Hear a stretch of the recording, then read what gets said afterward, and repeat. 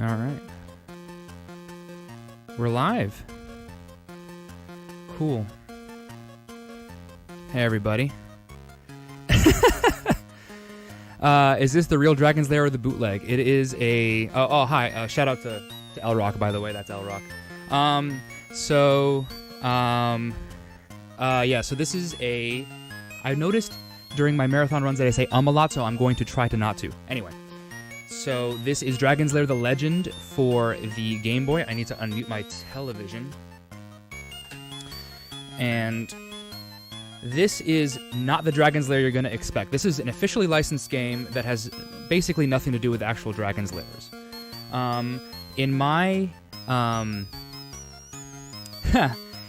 Anyway, exactly, right? I'm trying, man. So... in my submission for this game, I did again. In my submission for this game, I said I'd try to route the US version of the game and see if it's marathon viable. I learned the US version of the game, and it's not, so I'm running the European version. And we're doing the European version. I'm going to explain why during the run this is not, that the European version is the only actual viable version. So... and shout out to the sepia layout as well. So I'm just going to get started right now. Is this the one where you collect the dot points? Yes, this is that one. So you know what's coming, and a lot of people don't, and that's exciting. Speed Fast. And it's based on another game. You're ruining all of my commentary here. Yeah, 8-bits, you would know. 8 bits of joy. He has the world record in Barbie. All right. So let's get started here. 3... So this is Dragon's Lair The Legend. That's Dirk. He's walking around. It's part of the Dragon's Lair series of games. It doesn't really look like a Dragon's Lair game. If you know what a Dragon's Lair game is, it's kind of like a... some GDQ VODs where this was in. Yeah, that was my run, actually, at AGDQ. So I'm running this. I'm trying to redeem my AGDQ run by actually playing this well, as opposed to whatever happened in that version of the run, because that was rough. So this is part of the Dragon's Lair series of games, but you notice it doesn't really look like a Dragon's Lair game. It has a similar cover to like a lot of the Dragon's Lair games, but it's not really a Dragon's Lair game. It's misleading. So the cover has, just like all the other early ports of Dragon's Lair, the arcade game, it has Dirk, and he's holding a sword, and he's protecting Daphne from a dragon in his lair, and nothing like that happens in this game. Dirk, that is Dirk, so we're watching Dirk jump around, but that's the only thing. There's no Daphne, there's no sword, there's no dragon. You could make an argument that there's a lair kind of later in the game, but I would call it a crypt more than a lair. So that's what we're going to call it. And so this is not a game where you're trying to rescue Daphne from the dragon. Instead, what we're doing... There's a middling number of layers, exactly. So instead, what we're trying to do is we're trying to collect all of these little... all of them. All 194 of these little life stones. Oh, no. Oh, no. All right, we're going to just do this way. So we're collecting all of them, and you may have noticed that I've skipped a few, and that's because that last screen was a dead end. So the game started us a quarter of the way through the game, and now we're backtracking. So if y'all like those first two minutes of the game, these next 2 minutes are going to be fantastic. So what the heck is this? All right, come on now. All right. So what is this game? This is not a Dragon's Lair game. What it is, it's a port of a different game by the same company. So Elite Systems produced or released this game in the US and in Europe. And this is actually a reskin of a game that they had developed some 7 years earlier. So this came out in 1991 in the US and in Europe. And it's a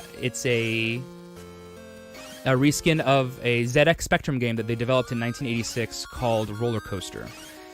Oh, Troll Village. That's where Twitch chat lives. Troll Village. I'm still doing the ums. That's fine. You guys all have to just deal with it. It's fine. So, if you think about this, that death is fine because you get 1 free death.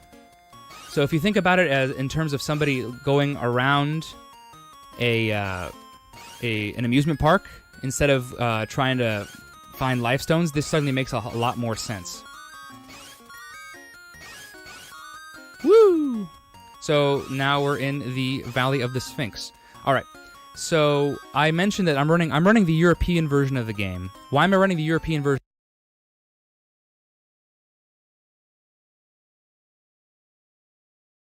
of the game? It's because it's much easier and much more consistent than the American. Oh my gosh. That's fine. Not a big deal. Everything has collision. Yes, that is correct. So why am I running the American version and not running the American version? The American version is very, very, very difficult. There are a few differences. So let's talk about the mechanics in the game real fast before I get too far. Oh, is the stream frozen? That's fine. We're gonna keep going. So some of the mechanics in the game. Dirk acts absolutely 100%. Hopefully that's the last time. Perfect. Absolutely everything has collision in this game. So if you see it on the screen, then Dirk can do 2 things. He can run into it, and he can also fall through it. Everything has collision. So I'm running on the trees. The trees have collision. Anything that looks like background has collision. That obelisk has collision. And now we are in the dungeon. So a few things about the US version versus the European version. The US version is much more difficult. So Dirk does jump a lot higher. Dirk jumps a lot higher in the American version than the European version, but they make up for it by making it like impossible. So you don't get in the European version. You start with 10 lives. There are no continues in this game. So if I game over, like that's it. That's all she wrote. There's nothing I can do. I actually have. If I do game over, I have a backup just in case. But so you have 10 lives in a game over. But if you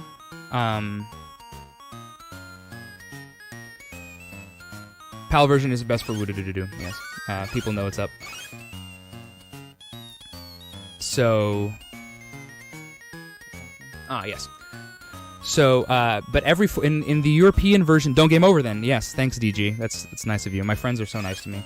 So, oops, I did the wrong thing here. How do I fix this?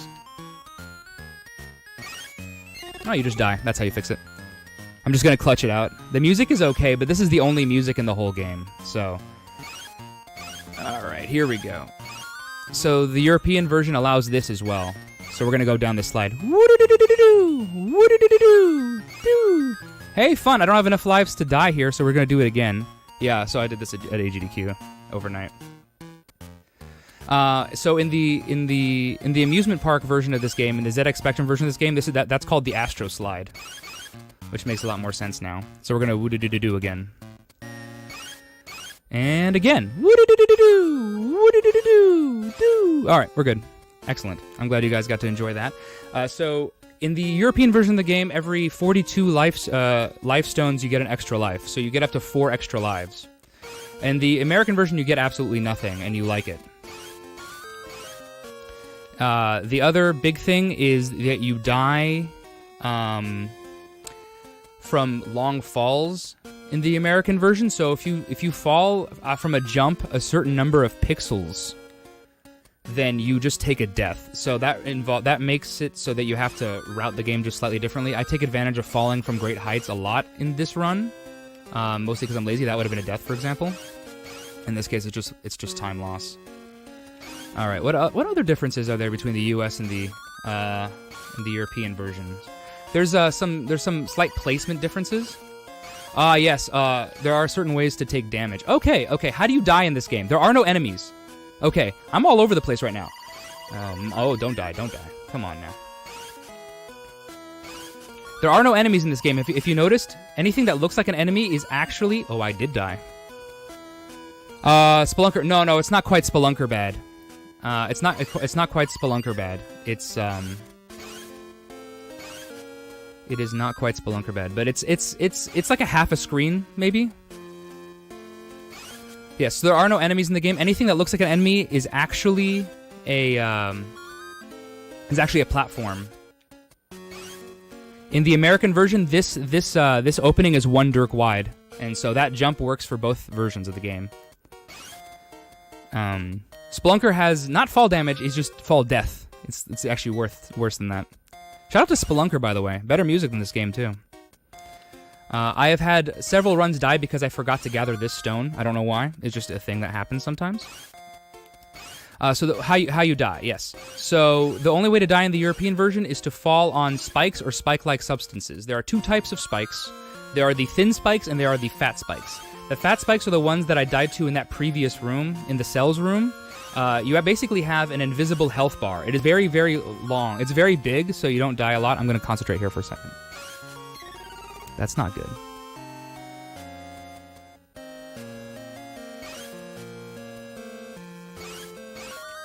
Good. This is the area where you can die a lot. It can, like, melt lives, so I'm just going to be as careful as I can here. Fudge. Alright, cool. So let's keep going. This is going to be sketchy. Let's go. This is the gold mine in the original version. So there are thin spikes and there are fat spikes. The thin spikes insta-kill you, and the fat spikes drain your health, your invisible health bar. So when your health bar is draining, it flashes on the screen like that. It makes a really hideous noise. So that's what happens there. I am trying to concentrate. So there are 2 intentional deaths routed here, so I really need to concentrate on this one jump right here. So this jump is very, very tight, and it can take up a lot of lives. Alright, let's do this thing. There we go. Okay, that's not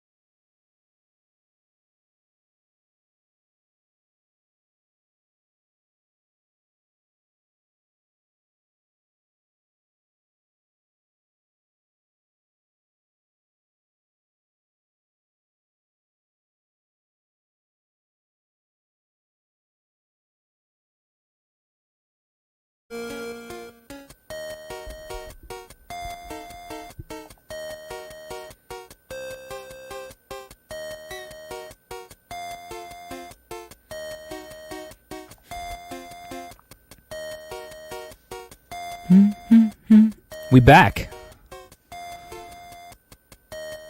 Okay, we are back. Sweet. All right, good. I put those up, I put those up to make sure I'd know when people were back. Cool. That's Barbie.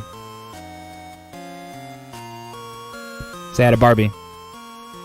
That's the actual gift. It's actually lifted from NES Barbie. I ran that at Retrothon last year. Anyway, we're back. So, y'all missed a little bit. We missed like the cemetery and stuff, but that was real good stuff. Am I eating my mic? Yes, I usually am too close to my mic. I'm gonna sit back a little bit here. I tend to talk very loud, and it peaks my audio.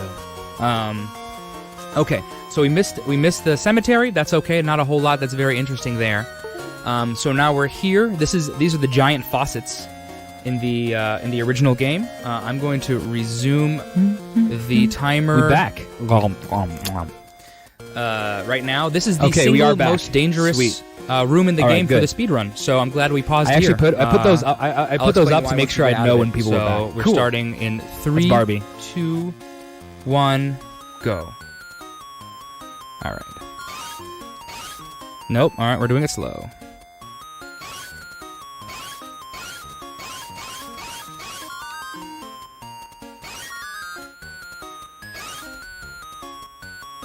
Something's happening. There's too many. Sorry about that. All right, cool. We're good. Everything's fine. All right. So in that previous stage, this is the petrified forest. The eyes blink at you in the background. Oh, nice. I did that in both marathon runs I've done of this. I've done it. Did it fix itself? I hope so. So in that previous room, had I fallen down at the bottom of the stage where the water was, I would have been taken back to the first screen of the game and lost 4 minutes. So let's not do that. Sweet. Alright, this is the hardest screen in the game, so let's not die. These are the bumper cars. Oh boy, this is a really weird place to be. I'm actually going to jump back off. I still died anyway. Frick. This is sketchy. What do we do? 2 hours. I think we do this the safe way.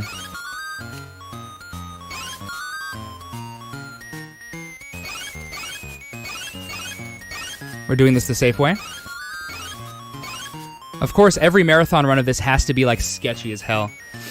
Most of my runs I finish with 6 or 7 lives, and in this, and I cannot for the life of me conserve lives in this game. So we're gonna keep going. It's fine. Okay. Oh my gosh. Okay. What do we do? Well, let's just not die. Let's go. I'm ready. Let's just not die. Everything's fine. All right. If I fall down that pit, then I go back 8 screens and I lose 40 seconds. So let's not do that. We didn't. This is going to be. So don't look at the top half of the screen. That's a spoiler for the rest of the game. So this is what we're going to see in the rest of the game. Don't get dead. I agree. All right. Well, everything seems okay. The hardest parts of the game are over. There's only one difficult jump left, and you get an extra life. So I should be fine. But we'll see. Alright. If somebody can figure out a way to clip into that particular wall, that would save a lot. The same says will sure die. It also says do not swim in the lake, and I do it, so I don't really take everything I say. It's not a C64 game. It's actually a ZX Spectrum game. ZX Spectrum. It's called Roller Coaster. Easy. Alright, so here's the crypt. I completely botched this in my AGDQ run, so let's do it properly. So, oh yeah, I forgot to shout people out. I want to shout out Skittlebrow. Skittlebrow is the other person who ran this game. He was one of those poor kids that got tricked into buying this game. And he did a bunch of the routing of this game. So that's good. That was perfect. This is the Lake of the Dead. You can tell because it says it's the Lake of the Dead right here. That hurts you. There's no swimming in the Lake of the Dead right here. Alright, let's keep going. Hey guys, remember when I said that everything had collision? Let's show you what I meant. Whoop-a-doo. Let's go ahead and take a walk on the clouds. Whee! Cloud walking. Skittlebrow, SKITTLEBRAU. His emotes are Alf emotes. He's a great guy. I like him a lot. Alright. Hardest jump in the game? No, not the hardest jump in the game, but one of the more difficult jumps is coming up. This is the very end of the game right now. So this jump right here. Let's just do it. Hey, I did it. Alright. So we're good.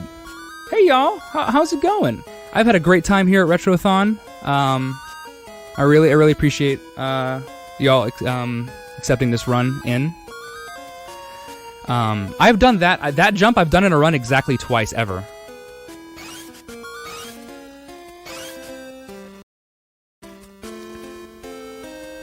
All right, that's the end of the game. So we have to just get up here.